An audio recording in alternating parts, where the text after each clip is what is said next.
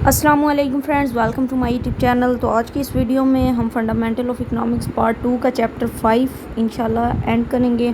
और इससे पहले 4 चैप्टर हम कवर कर चुके हैं। अगर आप चैनल पर नहीं हैं तो चैनल को सब्सक्राइब कर दें ताकि आने वाली लेटेस्ट वीडियोस भी आप तक पहुंचती रहें। सो जी, फर्स्ट ऑफ ऑल हम हमने स्टार्ट लिया था बैंक से, ठीक है, लेकिन आज क्रेडिट क्रिएशन से हम कंटिन्यू करने वाले हैं और इसको डिपॉजिट क्रिएशन भी कहा जाता है। An important function of a modern bank is creation of credit money और deposit money के मॉडर्न इकॉनमी के अंदर या मॉडर्न जो अब हमारे पास सिस्टम चल रहा है बैंक्स का, ठीक है, वहाँ पर ज़्यादातर जो फोकस किया जाता है वो डिपॉजिट मनी पे या फिर क्रेडिट मनी पे किया जाता है, ठीक है। Deposit money in the sense कि जो लोग अपनी अमाउंट बैंक के पास सेव करवाते हैं या फिर बैंक से क्रेडिट के तौर पर ले सकते हैं। Creation of credit money is that banks increase the supply of money through creation of new deposits in the name of borrowers. कि basically creation of credit means in simple word के bank basically जब money supply में increase कर सकता है, ठीक है, या करता है किसके थ्रू, न्यू डिपॉजिट के थ्रू, ठीक है। कि फॉर एग्जांपल एक पर्सन क्या करता है, वो अपनी अमाउंट बैंक के पास डिपॉजिट बैंक के पास सेव करवा देता है, ठीक है। बैंक क्या करता है, उसी अमाउंट को आगे फिर लोगों को कर्जे पे दे देता है, ठीक है, इंटरेस्ट पे। फिर डेफिनेटली वहाँ से वो न्यू डिपॉजिट जनरेट होना स्टार्ट हो जाते हैं, ठीक है, क्योंकि ज़ाहिर बात है बैंक फिर उस पर इंटरेस्ट चार्ज करता है, मनी सप्लाई इंक्रीज़ हो जाती है, तो ये सारा रूल आता है। Credit creation become possible as follows. ये अब क्रेडिट क्रिएशन का एक प्रोसेस बता रहे हैं। When people deposit cash the bank do not keep the whole of such amount idle with them, ठीक है, they want to earn interest by lending the amount. कि बेसिकली जब लोग कैश डिपॉजिट करते हैं बैंक के अंदर तो बैंक सारी अमाउंट को अपने पास नहीं रखता, ठीक है। बैंक क्या करता है, इंटरेस्ट अर्न करने के लिए वो आगे लोगों को फिर लैंडिंग पे दे देता है या फिर ऐसे समझ लें कि कर्ज दे देता है लोगों को। The bank keep only a small percentage of cash as reserve to meet the demand of the depositor. Bank अपने पास सिर्फ इतनी अमाउंट रिजर्व के तौर पे रखता है ताकि जो भी पर्सन डिपॉजिट बैंक में जमा करवा रहा है, अगर उसे कभी ज़रूरत पड़ती है उस अमाउंट की, ठीक है, तो बैंक उतनी एक स्पेसिफिक अमाउंट होती है अपने पास रख लेता है ताकि वो डिपॉजिटर की डिमांड को फुलफ़िल कर सके। क्योंकि फिर बैंक एक रिस्ट्रिक्शन भी लगा देता है ना कि अगर आपने बैंक से फिर पैसे निकलवाने हैं तो आप एक दिन में जस्ट इतने निकलवा सकते हैं, ठीक है, तो उस हिसाब से फिर बैंक डीलिंग करता है। And advance the remaining part as loans, ठीक है, और जो रिमेनिंग पार्ट होता है वो लोन के तौर पर दे देता है। But while lending money, the bank do not hand over cash to the borrowers. Simply an account is opened in the name of the borrower and the money is credited to this account. The customer can draw the money through checks. ठीक है, अब वो कहते हैं कि basically bank cash की सूरत में लोगों को वो अमाउंट नहीं देता, ठीक है। बैंक क्या करता है, वो चेक की सूरत में देता है, ठीक है। सारा कैश उठा के बैंक लोगों को नहीं प्रोवाइड कर देता, बल्कि लोग क्या करते हैं, अपना बैंक अकाउंट उस बैंक के अंदर ओपन करवाते हैं, ठीक है, फिर चेक के थ्रू बैंक उन्हें वो पेमेंट करता है।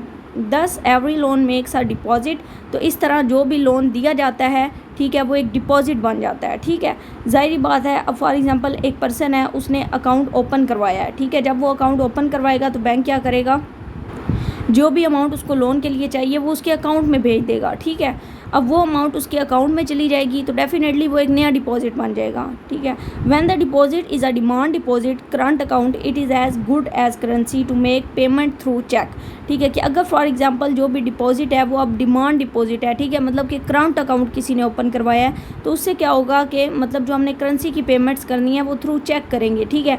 अब एक चेक लिख के दे दिया, अगर उस शख्स ने किसी दूसरे पर्सन को पेमेंट करनी है तो वो दूसरे पर्सन को भी फिर चेक की सूरत में पेमेंट करेगा, ठीक है। तो अमाउंट सारी होती बैंक के पास है, लेकिन वो चेक एक जगह से दूसरी जगह ट्रांसफ़र होता रहता है। Since a small amount is kept as reserve against the deposit the bank is able to create deposit many times more than the cash available, ठीक है। कि बेसिकली अगर स्मॉल अमाउंट बैंक अपने पास रिजर्व के तौर पे रखता है डिपॉजिट की, तो बैंक फिर क्या करता है, उससे मज़ीद डिपॉजिट क्रिएट करता है, ठीक है, more times more than the cash available, ठीक है। कि बेसिकली कैश की सूरत में नहीं होता, वही बैंकिंग सेक्टर के हवाले से जो भी उन्होंने वो पहले बात की है।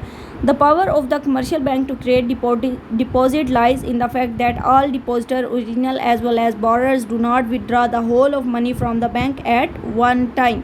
अब कमर्शियल बैंक का ये रूल है कि बेसिकली अगर कोई डिपॉजिटर है, चाहे वो बैंक में पैसे जमा करवा रहा है या बैंक से पैसे ले रहा है, ठीक है, दोनों के लिए ये रूल रख दिया जाता है कि वो एक दिन के अंदर एक स्पेसिफिक अमाउंट वहाँ से विड्रा करवा सकते हैं, सारी अमाउंट विड्रा नहीं करवा सकते।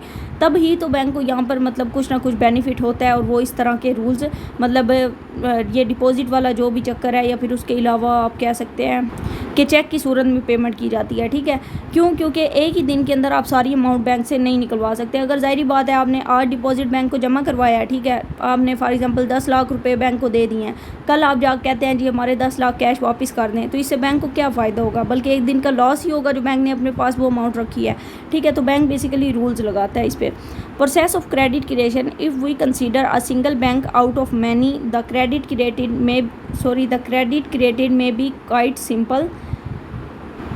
This is because when this bank gives loan, the cash drawn by the borrower and spent somewhere may go to other banks. So this bank can create deposit in the, ये पता नहीं अब क्या word लिखा हुआ है, first है या ट्रस्ट है, राउंड ओनली, कि बेसिकली अगर एक स्पेसिफिक बैंक है, ठीक है, आप उसको लेकर चल रहे हैं और वहाँ से क्रेडिट क्रिएटेड जो भी चीज़ है, मतलब क्रेडिट क्रिएशन है, इस तरह आप कह सकते हैं, वो बहुत सिंपल होती है, ठीक है। किस तरह कि बेसिकली लोग क्या करते हैं कि फॉर एग्जांपल उन्होंने एक बैंक से लोन लिया है, ठीक है, अब वो क्या करते हैं, वो कैश ड्रा करने के लिए चाहे वो किसी दूसरे बैंक में चले जाएं, ठीक है, वहाँ पे जाके वो मतलब वहाँ से अमाउंट ले सकते हैं। So this bank can create deposit in the, I think ये फर्स्ट वर्ड है, in the first round only.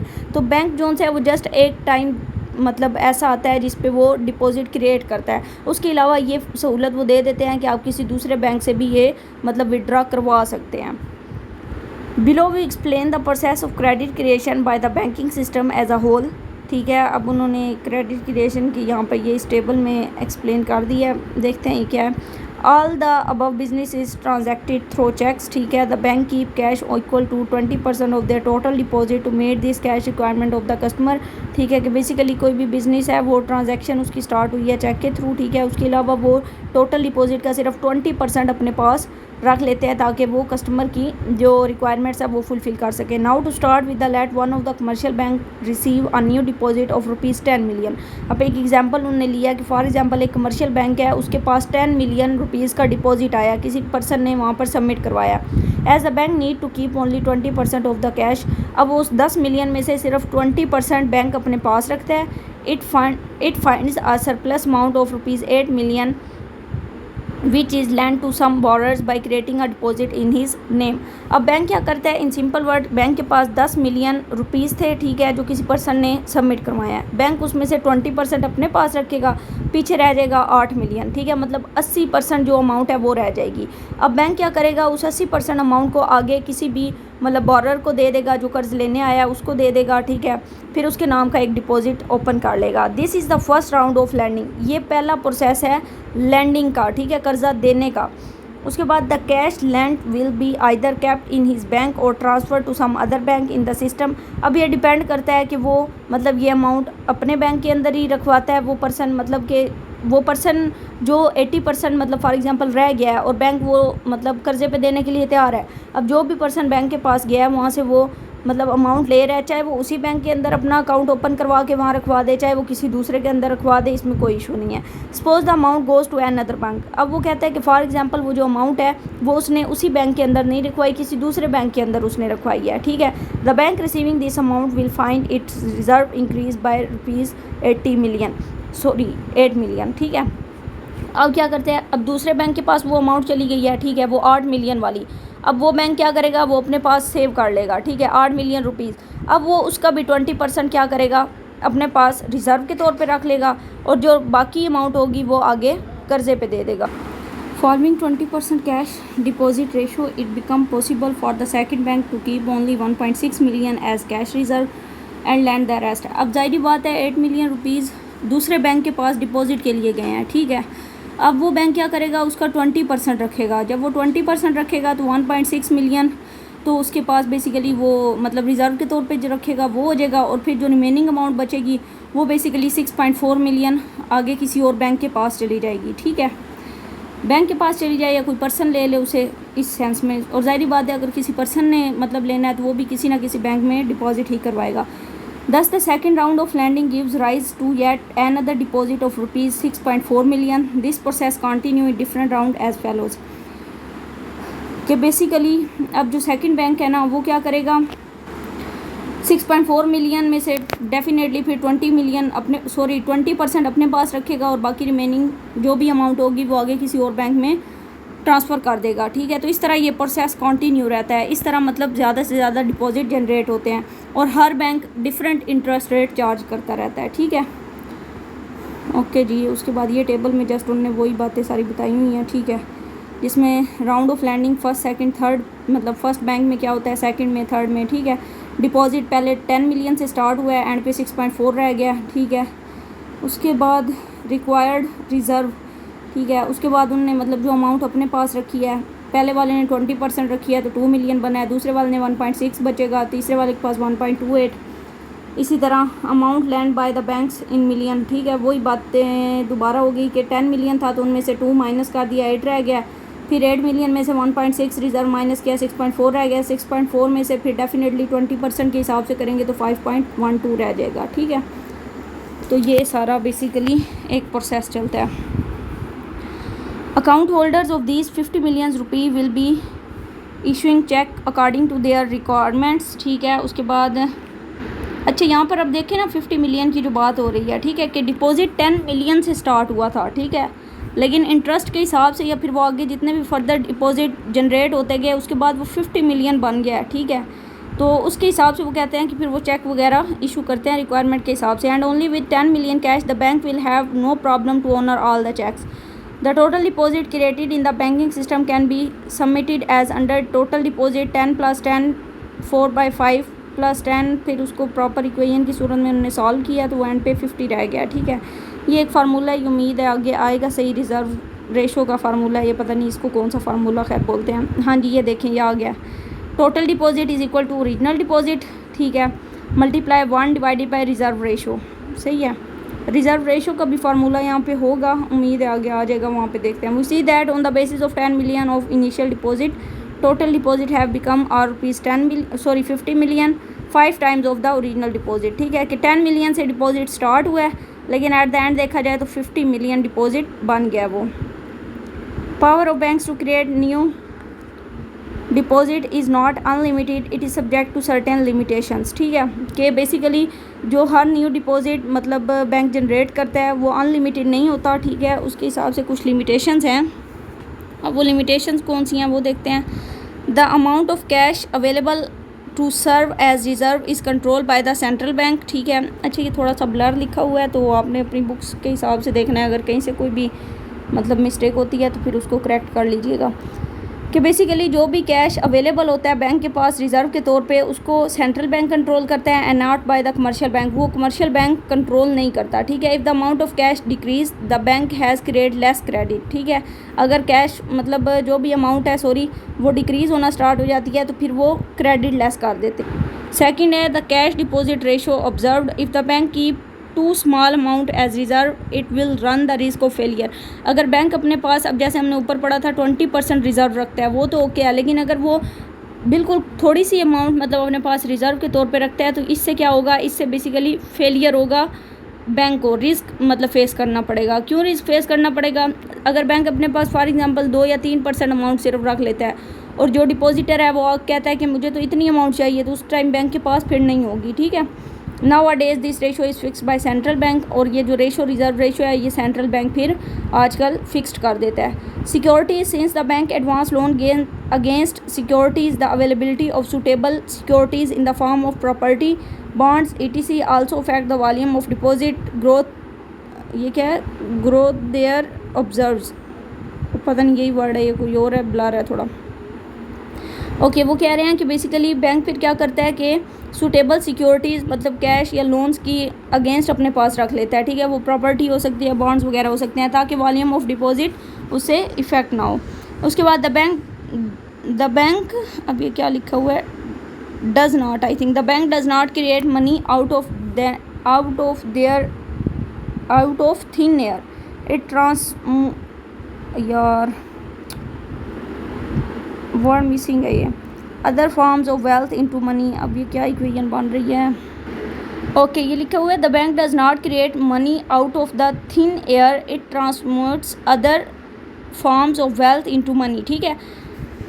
कि बैंक के लिए इतना आसान भी नहीं है कि वो मतलब इस तरह मनी क्रिएट कर दे, ठीक है। एक थिन एयर की उन्होंने एग्जांपल दे दी है, लेकिन फिर बैंक क्या करता है, जो अदर फॉर्म ऑफ वेल्थ है ना उनके थ्रू मनी क्रिएट करता है। जैसे अब हमने ऊपर बात की है कि लोन्स के थ्रू प्रॉपर्टी रख लेगा, बॉन्ड्स वगैरह रख लेगा। If good security is not afford the bank can not advance loan. अगर आपके पास सिक्योरिटी वगैरह नहीं है कोई भी तो बैंक आपको लोन नहीं देगा। Business condition, if the business condition are not good the genuine borrowers may not be available. ठीक है, तो जाहिर बात है अगर आपका कोई बिजनेस या बैकग्राउंड कंडीशन अच्छी नहीं है तो बैंक आपको कभी भी लोन नहीं देगा। क्रेडिट क्रिएशन अल्टरनेटिव एक्सप्लेनेशन, ठीक है, we can also explain the process of credit creation by showing balance sheet of the bank. ठीक है, अगर आपने अकाउंटिंग पढ़ी हुई है तो आपको बैलेंस शीट का आइडिया होगा। ठीक है, let there be many banks A B C D E T C in a country. For example किसी भी कंट्री के अंदर 4 बैंक हैं, A B C D. Also assume that bank A reserve a new cash deposit of 100 million. On the basis of this additional cash in the banking system, multiple creation of deposit will start. अगर एक bank के पास 100 million rupees deposit के लिए आए हैं तो bank क्या करेगा, उसे एडिशनल डिपॉजिट क्रिएट करेगा। ठीक है, it will take place in different stages. इसकी डिफरेंट स्टेजेस हो सकते हैं। By showing changing in balance sheet of bank, इससे बैलेंस शीट बैंक की टोटली चेंज हो जाएगी। बैलेंस शीट होती क्या है कि एक साइड पे आपकी लाइबिलिटीज़ होती हैं, दूसरी साइड पे आपका एसेट या फिर कैश होता है। ठीक है, उसके हिसाब से आप मतलब उसको डील कर रहे होते हो। We explain some of the stage for this purpose we use the deposit ratio of 20%। ठीक है, अब वो कहते हैं कि हम बेसिकली मतलब एक एग्जांपल लेके चलते हैं। ठीक है, कि किस तरह एक बैंक मतलब इनिशियल डिपॉजिट के साथ फर्दर डिपॉजिट जनरेट कर सकता है। Bank A receives it cash deposit of ₹100 million. This will bring change both on asset and liability side of its balance sheet. अब ये बैंक की ना बैलेंस शीट है, फॉर एग्जांपल एक साइड पे एसेट है, ठीक है, कि बैंक के पास कितना अमाउंट है, कैश है। ठीक है, दूसरी साइड पे लाइबिलिटीज़ है, मींस कि बैंक ने कितनी अमाउंट आगे देनी है। ठीक है, ऐसे समझ लें कि जिम्मेदारी है बैंक की। ठीक है, लाइबिलिटी है उस पर कि उसने ये चीज़ें देनी है। फॉर एग्जांपल अब 100 मिलियन रुपीज़ का मतलब डिपॉजिट आया बैंक के पास। ठीक है, रिज़र्व हो गया, वो बैंक के पास जमा है। अब लाइबिलिटीज़ क्या है, डिपॉजिट -100 मिलियन। लाइबिलिटी डिपॉजिट में अब माइनस में क्यों आ गया, क्योंकि जाहिर बात है अगर किसी ने 100 मिलियन रुपीज़ बैंक को जमा करवाया है तो उसने कभी ना कभी वो 100 मिलियन वापस भी लेना है। एक किस्म का बैंक का वो एसेट तो बन गया, लेकिन दूसरी साइड पे वो बैंक की लाइबिलिटी भी बन गई है, बैंक की जिम्मेदारी भी बन गई है कि उन्होंने 100 मिलियन वापस करना है। इसलिए मतलब जो एसेट है उसमें हम +100 लिख रहे हैं और लाइबिलिटी में -100 लिख रहे हैं। टोटल भी इसी तरह उन्होंने +100 और -100 लिख दिया है। अब बैंक ए फाइनल पोजीशन, अब बैंक ए क्या करता है कि फॉर एग्जांपल वो 20 मतलब % रिज़र्व रख लेता है और 80 जोन्स है वो आगे ट्रांसफ़र कर देता है। बैलेंस शीट अब क्या उस बैंक की होगी, एसेट फॉर एग्जांपल अब बैंक के पास 20 रह गया। ठीक है, रिज़र्व मतलब उसने जो अपने पास अमाउंट रखी है ना वो 20 मिलियन है। 80 मिलियन बैंक ने क्या किया, साइड पे लोन की सूरत में रख दिया। ठीक है तो वो बैंक के पास ही, लेकिन उसने डिवाइड कर दिया, 20 रिज़र्व को दे दिया। ठीक है, रिज़र्व के हिसाब से रख लिया और 80 लोन्स के हिसाब से रख लिया। ठीक है, तो हमारे पास टोटल कितना आ गया, 100। इसी तरह अगर दूसरी साइड पे लाइबिलिटीज़ देखी जाए तो लाइबिलिटी अभी भी बैंक की 100 ही है। ठीक है, कैसे, क्योंकि जिसने 100 मिलियन स्टार्ट में सबमिट करवाया है उसको तो 100 मिलियन बैंक ने वापस करना है। अभी भी बैंक की लाइबिलिटी उतनी ही बन रही है, लेकिन एसेट में बैंक ने थोड़ी सी उसको डिस्ट्रीब्यूट कर लिया, 20 को रिज़र्व रख लिया है और 80 को एज अ लोन रख लिया है। ठीक है, कि बेसिकली 80 मिलियन रुपीज़ ऐसे हैं जो बैंक आगे लोगों को प्रोवाइड करेगा और 20 ऐसे हैं जो बैंक अपने पास रिज़र्व रखेगा। उसके बाद अब बैंक बी की बात करते हैं। पहली बैंक ए की बात की थी, अब अगर बैंक बी की बात करें तो उनकी इनिशियल पोजीशन क्या है। Now this loan of ₹80 million will be deposit in some bank when it is used to purchase some goods. The seller will deposit the amount somewhere in the banking system. Suppose the amount goes to bank B. अब 80 million जो rupees हैं वो bank B के पास चले गए हैं। ठीक है, डेफिनेटली स्टार्ट में जब डिपॉजिट आया था बैंक ए के पास 100 मिलियन था, अब उसमें से 20 मिलियन बैंक ने एज अ रिज़र्व रख लिया है और 80 मिलियन आगे किसी दूसरे बैंक को दे दिया है। ठीक है, अब इस बैंक की बैलेंस शीट देखें तो एसेट इसका रिज़र्व 80 मिलियन है। ठीक है, और इसकी लाइबिलिटीज़ भी 80 मिलियन है, क्योंकि ज़ाहिर बात है इसके पास जो अमाउंट आई है वो 80 मिलियन रुपीज़ की थी। उसके बाद हमारे पास बैंक बी की अब फाइनल पोजीशन हमने देखनी है। ठीक है, अच्छा ये सारी बात वही है जो ऊपर हम एग्जांपल के तौर पे करके आए थे, लेकिन यहाँ पे ना उन्होंने फर्दर ज़्यादा अच्छी एक्सप्लेनेशन दे दी है। बैंक बी की अब फाइनल पोजीशन देखी जाए तो 20% बैंक क्या करेगा, जो 80 मिलियन रुपीज़ बैंक के पास आए हैं ना वो बैंक क्या करेगा, उसमें से 20 मिलियन अपने पास 20% रिज़र्व अपने पास रखेगा और बाकी आगे लोन के लिए दे देगा। अब इसकी फ़ाइनल पोजीशन देखी जाए तो इसका 20% अगर 80 का करें तो वो 16 मिलियन बनता है। ठीक है, 16 मिलियन बैंक अपने पास रिज़र्व रखेगा और 64 मिलियन आगे लोन मतलब के लिए साइड पे रख देगा। तो ये एसिड साइड होगी और लाइबिलिटी अभी भी बैंक की 80 मिलियन है, क्योंकि बैंक ने जो स्टार्ट में अमाउंट ली है वो ही अमाउंट बैंक ने अभी वापस करनी है। तो मतलब फर्स्ट वाले की लाइबिलिटी कितनी है 80 मिलियन, सेकंड वाले की लाइबिलिटी कितनी है, सॉरी फर्स्ट वाले की लाइबिलिटी है 100 मिलियन, सेकंड वाले की लाइबिलिटी है 80 मिलियन। और अब नेक्स्ट हम देखते हैं, अच्छा थर्ड की इन्होंने दी नहीं है, थर्ड को इसमें एक्सप्लेन शायद कर दिया होगा। The amount of loan ₹64 million will be deposit somewhere in the banking system in the bank A और बी और some other bank C. It will then be treated as asset and on the basis of it more credit will be issued. For example deposit will further rise, कहाँ गया, further rise the process of deposit creation, अच्छा यार okay, the process of deposit creation will continue. Loans made by one bank will become deposit in the same bank और some other bank. ठीक है कि एक bank basically जो loan provide कर रहा है वो या तो उसी बैंक का डिपॉजिट कहलाएगा या किसी दूसरे बैंक का डिपॉजिट कहलाएगा। एवरी टाइम मीन्स कि एक बैंक का लोन दूसरे बैंक का डिपॉजिट। ठीक है, every time some bank gets deposit it will keep a part as reserve and lend to the rest of the amount. If we ignore the many intermediate step the final consolidation, क्या word है, consolidated position of balance sheet of all bank together we become as follows. अब अगर हम इसको together कर दें, ठीक है, मतलब तुम्हारे तमाम बैंक की सिचुएशन को, तो हमारे पास ये आती है बैलेंस शीट। रिज़र्व देखा जाए तो स्टार्ट में 100 मिलियन था हमारे पास, ठीक है, उसके बाद लोन्स 400 मिलियन बन गए, सही है, उसके बाद लाइबिलिटीज़ भी 500 मिलियन बन गई। मतलब कि जितना ज़्यादा आपका रिज़र्व और लोन होता जाएगा उतनी ही लाइबिलिटी भी आपकी बढ़ती जाएगी। अब ये उन्होंने कंबाइन कर दिया है, फॉर एग्जांपल 3 बैंकों की बात है तो तीनों की लाइबिलिटी एसेट को कंबाइन किया है, तो इसलिए ये अब हमारे पास अमाउंट डबल होके आ रही है। ठीक है, और टोटल डिपॉजिट यहाँ पर देखें 100 से 80 हुआ था, 80 से 64 से फिर आगे 20 के हिसाब से चलते जाएँ तो वो मतलब कम होता जाएगा और फिर एट द एंड हमारे पास 500 बच जाएगा। ठीक है, अच्छा ये टोटल डिपॉजिट में जो सेकंड इक्वेशन दी है ना, जिसमें उन्होंने 4/5 का स्क्वायर लिया है, ये अभी मुझे भी थोड़ा इसमें कन्फ्यूजन है कि ये स्क्वायर किस हिसाब से लिया है, लेकिन ये है तो कोई फार्मूला ही, ठीक है, उस हिसाब से उन्होंने लिया है। अदरवाइज़ ये शो तो 20% मतलब उस रिज़र्व को ही कर रहा है जो बैंक ने अपने पास रखना होता है। ठीक है, लेकिन इसका नाम आपने मुझे याद दिलाना है, इसको हम मतलब एक दफ़ा सर्च करेंगे। ओके जी, उसके बाद नेक्स्ट हमारे पास इंटरेस्ट फ्री बैंकिंग है। ठीक है, interest is the fixed amount of money paid to the lender by the borrower for the use of money. कि बेसिकली कर्ज़ पे जब कोई भी अमाउंट हम किसी दूसरे बंदे को देते हैं ना, ठीक है, तो उस पर हमें फिक्स्ड मतलब अमाउंट चार्ज करते हैं मनी की, उसको इंटरेस्ट कहते हैं। Since there are many harms of interest for the society and economy, Islam prohibits interest and want to eliminate this evil। ठीक है कि बेसिकली इस्लाम के अंदर इंटरेस्ट की कोई गुंजाइश नहीं है। ठीक है, इस्लाम टोटली इसके ख़िलाफ़ है, लेकिन सोसाइटी के अंदर बेसिकली ये या इकानमी के अंदर चल रहा है।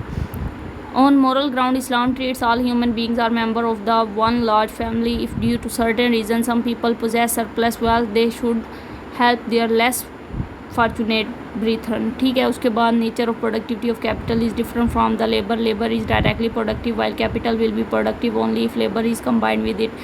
ये जस्ट वैसे उन्होंने बातें मतलब बताई हुई हैं इंटरेस्ट के वाले से, या इस्लाम में मतलब उसके बारे में क्या बताया गया है। Islam want to eradicate all kind of exploitation of the person by other sector of the community. The institution of interest promote the dignity of capitalist against working class। ठीक है, इन सिंपल वर्ड आप side पे ये जो box में लिखा हुआ है इसको देख लें। Interest free banking is the distinction of an Islamic state. कि इंटरेस्ट फ्री बैंकिंग जो सी है वो इस्लामिक स्टेट को बिल्कुल एक मुख्तलिफ तरीके से प्रेजेंट करती है। ठीक है, उसके अलावा ये जस्ट इंटरेस्ट के हवाले से ये 3-4 बातें लिखी हुई हैं। इसमें सिंपल आपने बस यही माइंड में रखना है कि इंटरेस्ट इस्लाम में जायज़ नहीं है। उसके बाद है इन Islamic terminology interest is called Riba. ठीक है, कि इस्लाम में इन सिंपल वर्ड मतलब जो इंटरेस्ट का वर्ड है उसको रिबा कहा जाता है। ठीक है, अरबिक में आप कह सकते हैं या इस्लामिक टर्मिनोलॉजी में कह सकते हैं। अब आगे रिबा का वर्ड यूज़ हो या इंटरेस्ट का यूज़ हो, उसका एक ही मतलब है। Interest free banking banking in Pakistan. अच्छा, अगर कहीं पे मेरी आवाज़ थोड़ी लाउड हो जाए, थोड़ी डाउन हो जाए, ठीक है, तो उसका मतलब यही है कि मैंने एक दफ़ा रिकॉर्डिंग स्टॉप की है, ठीक है, और फिर उसको फर्दर कंटिन्यू किया है, सही है। या फिर अगर कोई प्रीवियस मतलब जैसे मैंने जहाँ पे एंड की है, सही है, आगे फर्दर मुझे मेरे माइंड से निकल गया कि मैंने वो मतलब कहाँ पे एंडिंग की थी, ठीक है। उसके बाद शायद मैं दोबारा वही सेंटेंस बोल दूँ, ठीक है। तो इस तरह की अगर कोई भी इशू आता है ना तो उसको अंडरस्टैंड कीजिएगा कि वो रिकॉर्डिंग एक दफ़ा स्टॉप करके और फिर उसको दोबारा कंटिन्यू किया गया। ओके जी, उसके बाद Islamic banking is rapidly transforming into a, अब ये क्या लिखा हुआ है, viable alternate form of financing from relatively humble beginning in 1963 when the first Islamic bank was establish in Egypt. पहला इस्लामिक बैंक जो इस्टेब्लिश हुआ था वो इजिप्ट में हुआ था 1963 के अंदर। और today Islamic finance boost of asset of around $1.2 trillions and has successfully made inroads into a wide range of products such as infrastructure and housing finance, asset management। हम ऊपर ऑलरेडी बात कर चुके थे मेज़ान बैंक की, ठीक है, जो इस्लामिक सिस्टम के ऊपर चल रहा है, ठीक है। तो वो कह रहा है कि इस्लामिक सिस्टम पे या इस्लामिक फाइनेंसिंग के थ्रू अब तक $1.2 ट्रिलियन के एसेट हम बना चुके हैं। ये पता नहीं क्या वर्ड है, take full business debt issuance via सकूक ETC। अच्छा, ये सकूक जोन से है ना, ये इस्लामिक टर्मिनोलॉजी वही वर्ड है, ठीक है। इसका एक कंसेप्ट है सही, लेकिन ये वही बात है, सर्च करना पड़ेगा इसको। बेशक आप सर्च कीजिएगा कि सकूक का कंसेप्ट क्या है। The financial crisis in advanced economies give a boost to the appeal of the Islamic finance which is build on transaction backed by real assets and, अब ये पता नहीं क्या वर्ड है, lending principle. The growth rate has been tremendous. Islamic banking has also made swift progress in Pakistan as a parallel mode of financial intermediation along with conventional financial institution. In simple word आप ये कह सकते हैं कि debt issuance finance Islamic banking के अगर हम देखें तो उसमें बेसिकली मतलब एक प्रॉपर प्रिंसिपल्स बनाए गए हैं, ठीक है, लैंडिंग के हवाले से भी। उसके अलावा जो ग्रोथ रेट है ना वो भी इस्लामिक बैंकिंग सिस्टम का बहुत ज़्यादा मतलब पाकिस्तान के अंदर बेस्ट है, ठीक है। लेकिन वही बात है कि अगर इस्लामिक प्रिंसिपल्स पे आप अमल करेंगे तब ही बेस्ट है, अदरवाइज़ वो फिर नेगेटिव इम्पैक्ट इकॉनमी के अंदर आता है। अब जैसे अब आप एग्जांपल ले लें कि हमने IMF से या बाकी जितने भी ममालिक से कर्ज़ा लिया हुआ है उस पर हम इंटरेस्ट पे करते हैं, ठीक है। और वो जो इंटरेस्ट है वो डबल ट्रिपल करके मतलब पाकिस्तान की इकानमी को इफ़ेक्ट करता है। अगर हम मतलब डीलिंग करते हैं ना कि एक साल के अंदर हम ये अमाउंट वापस कर देंगे और उस साल में हम नहीं करते, ठीक है, तो वो डबल इंटरेस्ट रेट अगले साल लग जाता है, ठीक है, क्योंकि डॉलर के हिसाब से जो आपका इंटरेस्ट रेट है वो इफ़ेक्ट होता रहता है। ओके जी, उसके बाद हमारे पास है history. The process of eliminating interest from banking in Pakistan start in 1979 and is still going on in phases. कि पाकिस्तान में 1979 से मतलब ये एक ऐसे समझ ले प्रिंसिपल बना दिया गया था कि हमने इंटरेस्ट को एलिमिनेट करना है।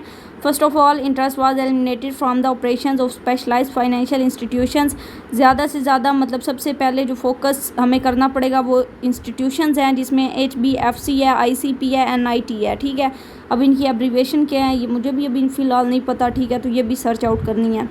इसके अलावा एक और चीज़ कि मैंने आपको प्रीवियस लेक्चर में भी ये कहा था कि कुछ क्वेश्चंस आई थिंक थे, ठीक है, जिनको हमने अभी एड्रेस करना था, तो आपने मुझे वो भी नहीं बताया कि मतलब ये क्वेश्चन अभी हमारे रहते हैं या इनको हमने करना है। तो आप हर लेक्चर में जो भी मतलब इस टाइप की टर्म्स हों, चाहे वो मतलब क्वेश्चन हो जो मैं बता दूं या जो सर्च करने को दे दूं, वो बेशक एक दफ़ा मुझे व्हाट्सएप पे मतलब रिमाइंड ज़रूर करवा दिया करें।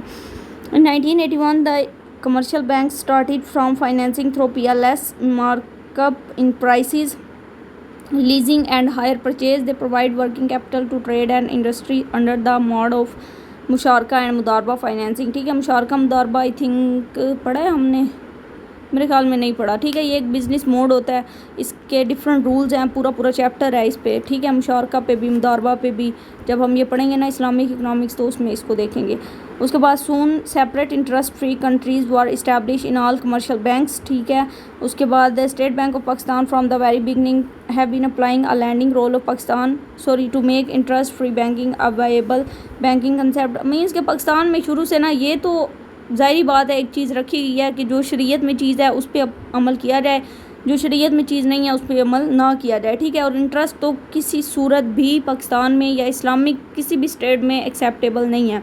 लेकिन फिर भी अगर देखा जाए तो हमारे मतलब वही बात है कि अगर देख लें कोई भी बैंक ऐसा नहीं होगा जहाँ पे इंटरेस्ट ना हो, ठीक है। अब आप फॉर एग्जांपल कोई इस्लामिक बैंक की बात करते हैं ना, ठीक है, कि हम अपनी अमाउंट उस बैंक में सबमिट करवा देते हैं, वहाँ पे तो इंटरेस्ट है नहीं, वो आगे बिज़नेस करेंगे और उससे जो प्रॉफिट होगा वो हमें दे देंगे, ठीक है, लॉस होगा तो भी बता देंगे। लेकिन क्या हमने कभी ये सोचा है कि वो बिज़नेस कर कौन सा रहे हैं? क्या पता वो उसी अमाउंट से कोई ऐसा बिज़नेस कर रहे हों जो इस्लाम में जायज़ ही नहीं है। ठीक है, तो मतलब बस बहुत ही क्रिटिकल सिचुएशन है, इसके बारे में ना कुछ कहा नहीं जा सकता। ठीक है, तो ये सारा बेसिकली वो इंटरेस्ट के मतलब हिसाब से ये पैराग्राफ बनाया गया है कि इस्लाम में इसकी कोई इजाज़त नहीं है। इन 2002 अलमीज़ान इन्वेस्टमेंट बैंक स्टार्ट ही 2002 के अंदर मीज़ान बैंक बेसिकली मतलब बनाया गया कमर्शियल बैंक की तरफ से under instruction of state bank के, मतलब वहाँ पर सारा जो भी रूल होगा इस्लामिक बैंकिंग होगा, शरीयत के अकॉर्डिंग होगा। ठीक है, प्रॉपर कमेटीज़ बिठाई गई हैं उस पर। उसके अलावा अभी तक इसके 19 Islamic banking industry in the country presently 19 Islamic banks, Pakistan में अभी 19 इस्लामिक बैंक्स हैं। ठीक है, other banks have special branches for Islamic banking business. ठीक हो गया। उसके बाद market share of Islamic banks. अच्छा, हमने ये ना सर्च करना है कि पाकिस्तान में इस्लामिक बैंक कौन कौन से हैं। ठीक है, इस तरह देखना, जब भी आप सर्च करेंगी ना तो जितने बैंक्स होंगे वो इस्लामिक बैंक के तौर पे ही गूगल पे पड़े होंगे, लेकिन आपने देखना है कि वो क्या लॉजिक देते हैं। Market share of Islamic bank in Pakistan has grown 13% of total banking business. ठीक है, पाकिस्तान में टोटल बैंकिंग बिजनेस का 13% इस्लामिक बैंकिंग सिस्टम पे है। Total number of branches exceed 1600 as of June 2016। ठीक है, कि 2016 तक 1600 बैंक मतलब या ब्रांचेज ऐसी हैं जो इस पे डिपेंड करती हैं, मतलब इस्लामिक पॉइंट ऑफ व्यू पे हैं।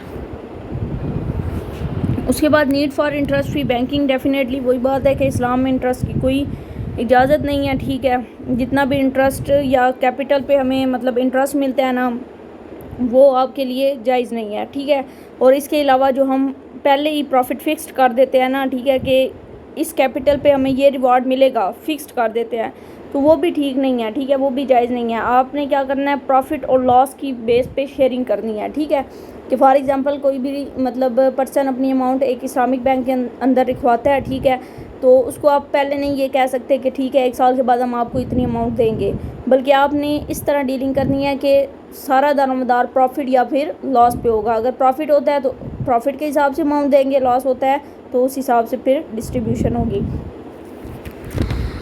Major modes of Islamic banking and finance. ठीक है, इसमें हमारे पास आ जाता है, अच्छा ये आ गया मुराबाहा। ठीक है, इजारा, मुदारबा, मुशारका। ठीक है, डिमिनिशिंग मुशारका, सलाम, इस्तिस्ना। ठीक है, और अदर ये इस्लामिक बैंकिंग सिस्टम में ना कुछ वर्ड्स यूज़ होते हैं, या बैंकिंग सिस्टम में कह लें या फिर वैसे कुछ टर्मिनोलॉजीज़ हैं। ओके जी, फर्स्ट ऑफ ऑल हमारे पास है मुराबाहा। ठीक है, this is the second most important mode used in finance without interest. ठीक है, कि बैंकिंग सिस्टम में इंटरेस्ट के बगैर जो भी फाइनेंसिंग वगैरह होती है उसको आप इन सिंपल वर्ड में मतलब मुराबाहा मतलब सेकंड मोड आप बोल रहे हैं। ठीक है, सेकंड मोस्ट इम्पोर्टेंट मोड।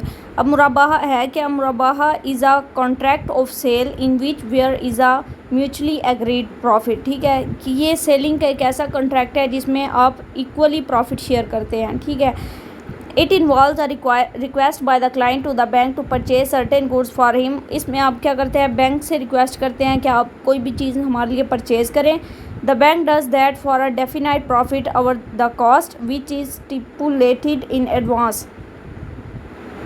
अब बैंक क्या करता है कि उसमें मतलब एग्री हो जाता है उसके साथ, लेकिन यह है कि उसमें प्रॉफिट लॉस का जो भी मतलब एक प्रोसेस है उसको मद्देनज़र रखते हुए बैंक एग्री हो जाता है। ठीक है, विच इज़ पुलेटेड इन एडवांस, जो स्टार्ट में ही मतलब ये चीज़ कंफर्म कर दी जाती है कि अगर जो भी उस चीज़ को परचेज़ करने में कास्ट आएगी, ठीक है, उसका कुछ प्रॉफिट होगा जो बैंक रख लेगा। ठीक है, उसके बाद है इजारा, अ कॉन्ट्रैक्ट और lease under which an Islamic bank provide equipment, building और other asset to the client against an agreed rental together with undertaking that at the end of lease period the ownership of the asset would be transferred to the lessee या पता नहीं क्या word है। खैर, उसके बाद इजारा क्या होता है, ये एक ऐसा कॉन्ट्रैक्ट होता है जिसमें आप कोई भी बैंक मतलब जो बैंक है वो आपको इक्विपमेंट दे सकता है, बिल्डिंग दे सकता है। ठीक है, ये कोई भी एसेट क्लाइंट को दे सकता है, लेकिन उनके दरमियान मतलब एक रेंट जो है वो फिक्स हो जाता है। ठीक है, दोनों के दरमियान फिर उस हिसाब से मतलब वो एक टाइम पीरियड मुकर्रर कर देते हैं, उसके बाद तक आपने वो रिटर्न करना होता है। मुदारबा क्या होता है? मुदारबा आई थिंक पार्टनरशिप के हिसाब से वर्ड यूज़ होता है, पर देख लेते हैं।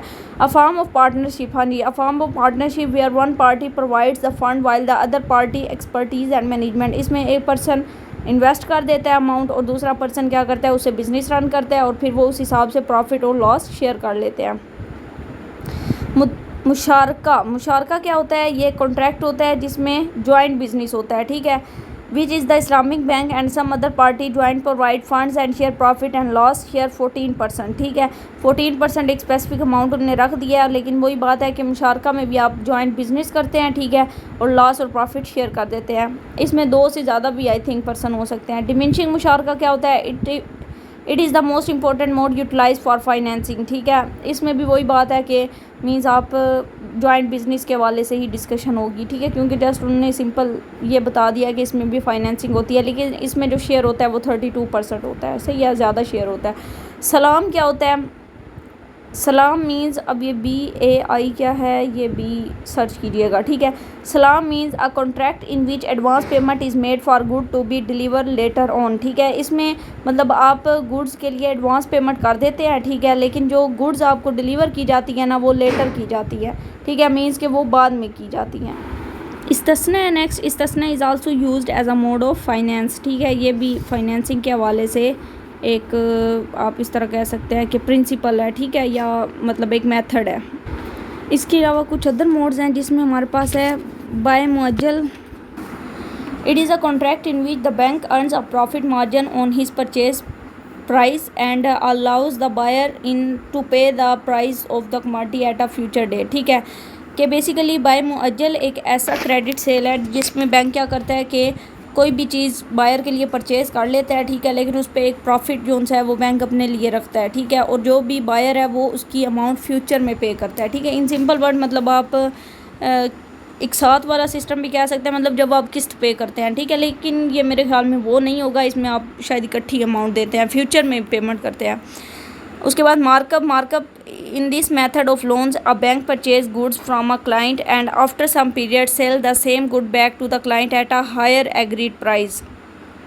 मार्कअप क्या होता है कि basically a method of loan पर, ठीक है, ये बेसिकली बैंक एक इस टाइप का लोन मतलब परचेज़ करता है लोन क्लाइंट से, ठीक है, कि मीन क्लाइंट से कोई भी गुड्स परचेज़ कर लेगा, अपने पास रखेगा, फिर थोड़े टाइम के बाद वो ही अमाउंट मतलब जो गुड है ना वो क्लाइंट को हायर अमाउंट पे वापस करेगा, ठीक है। आप इस तरह कह सकते हैं जैसे लोग घर गिरवी नहीं रखवा देते बैंक के पास, ये गोल्ड रखवा देते हैं, ठीक है, बैंक से अमाउंट ले लेते हैं, फिर बाद में जब वो बैंक को अमाउंट वापस करते हैं डेफिनेटली वो बैंक उस पर एक्स्ट्रा अमाउंट भी चार्ज कर सकता है, ठीक है। तो इस टाइप का ये मुदारबा, the party responsible for management is called मुदारिब, ठीक है, कि बेसिकली मुदारिब the party responsible for management is called मुदारिब, ठीक है, कि जो भी मतलब पार्टी मैनेजमेंट की सूरत में जो भी डीलिंग वगैरह कर सकती है उसको मुदारिब कहा जाता है, ठीक है। उसके बाद कर्ज़ हसना डेफिनेटली इस्लाम में ये कर्ज़ हसना अलाउ है, ठीक है, इसमें आप इंटरेस्ट वगैरह चार्ज नहीं करते, ये ऐसा कर्ज़ होता है। PLS डिपॉजिट, पाकिस्तान बैंक, ये क्या है, मिसिंग अ वर्ड, ठीक है, प्रॉफिट एंड लॉस शेयरिंग, ये ना पूरा वर्ड मिसिंग है, इसको आप मतलब वहाँ से रीड कीजिएगा बुक से ही, ठीक है, उम्मीद है अंडरस्टैंड हो जाएगा वैसे। उसके बाद Islamic banking is rapidly transforming into a viable alternate form of finance. The overall deposit of IBIs at the end of March 2016 stood at ₹1375 billion with a share of 13% total bank deposit. ये उस time की बात हो रही है जब ये book publish हुई थी, ठीक है, कि इतने रिज़र्व या फिर अमाउंट ऑफ शेयर बैंक के पास था। अब ये सारी उन्होंने जस्ट एक समरी बता दिया, ठीक है, कि मतलब मार्च 2016 के अंदर इस्लामिक बैंक के पास कितने डिपॉजिट थे, रिज़र्व थे, एसिड थे, शेयर्स थे, ठीक है। उसके बाद more financing products of Islamic bank, ठीक है, ये फिर उन्होंने परसेंटेज इनकी बता दिया कि मुदारबा का कितना पार्टिसिपेट है। उसके बाद डिमिनिशिंग मुशारका का, सलाम का, इस्तस्ना का, ठीक है, सारों की परसेंटेज बता दी है। उसके बाद ज़्यादातर मतलब वो कहते हैं कि जो शेयर है फाइनेंसिंग का वो मुदारबा का है, मुशारका का है और डिमिनिशिंग मुशारका का है। यहाँ पर आप देख लेना तो ज़्यादा अमाउंट भी उन्हें किया, बाकी सब की सलाम, इस्तिस्ना और इजारा की कम है, ठीक है। तो जस्ट ये चीज़ें उन्होंने यहाँ पर एक्सप्लेन की हैं।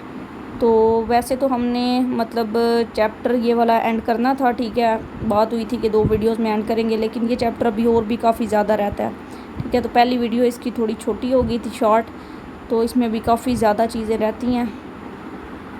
ठहरें, ये यहाँ पर सप्लीमेंट नोट्स भी आ गए हैं, लेकिन अभी आगे भी था, ठीक है। अच्छा, ये यहाँ पर चैप्टर एंड नहीं हुआ क्योंकि इसमें ये सेंट्रल बैंक मॉनेटरी पॉलिसी ये सारा कुछ भी आना है। फिर उसके बाद आई थिंक चैप्टर 7 स्टार्ट होगा, मैं एक दफ़ा देख लूँ। ठीक है, तो कल हम पहले चैप्टर 5 एंड करेंगे और उसके बाद फिर चैप्टर 6 हम स्टार्ट करेंगे। ठीक है, तो इसके लिए माजरत कि हम 2 वीडियोस में ये कवर नहीं कर पाए क्योंकि अभी ये काफ़ी ज़्यादा रहता है, तो वो वीडियो लंबी हो जाएगी और दूसरा स्पेस की वजह से वीडियो यहाँ पे अभी एंड हो जानी है और फिर वही बात है कि एक और अलग पार्ट बनेगा। तो खैर, उम्मीद है वीडियो पसंद आई होगी। वीडियो पसंद आई है तो वीडियो को लाइक, शेयर, सब्सक्राइब कर दें ताकि आने वाली लेटेस्ट वीडियोस भी पहुंच जाए। इसके अलावा माइक्रो इकोनॉमिक्स के भी चैप्टर मतलब कवर किए थे हमने, वो भी अगर आपने नहीं वॉच किए तो वो भी जाके वॉच करें। और उसके अलावा आई थिंक उसके ग्राफ भी रहते हैं, माइंड में चल सारा कुछ रहा है लेकिन जल्दी हम उनको भी कवर कर लेंगे। ओके जी, अल्लाह हाफिज़।